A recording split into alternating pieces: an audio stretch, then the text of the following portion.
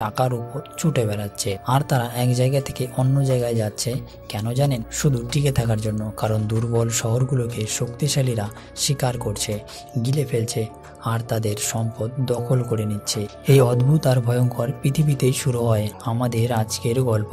আজ থেকে হাজার হাজার বছর আগে আমাদের চেনা পৃথিবী একটি ভয়ঙ্কর যুদ্ধ, যাকে 60 মিনিট ওয়ার বলা হয়, তার শিকার হয়েছিল। সেই ধ্বংসযজ্ঞের পর মানুষ বুঝতে পারলো যে স্থির হয়ে থাকার দিন শেষ। তাই তারা তাদের শহরগুলোকে দৈত্যাকার চাকার উপর বসিয়ে দিল। আর এইভাবেই জন্ম হয় এক নতুন সমাজ ব্যবস্থা, যাকে বলা হয় মিউনিসিপ্যাল ডারউইনিজম। সহজ ভাষায় এটি হলো যে শক্তিশালী সেই টিকে থাকবে। এই মন্ত্রটির উপর ভিত্তি করে তৈরি হয় এক ব্যবস্থা। লন্ডন, প্যারিস বা রোমের মতন বিশাল শহরগুলো এখন এক ক্ষুধার্ত দৈত্যের মতন ঘুরে বেড়াচ্ছে। এই গল্পের মূল চরিত্র তিনটি, যাদের জীবন একে অপরের সঙ্গে এমনভাবে জড়িয়ে যাবে কেউ কল্পনাও করতে পারবে না। প্রথম, ভ্যালেন্টাইন।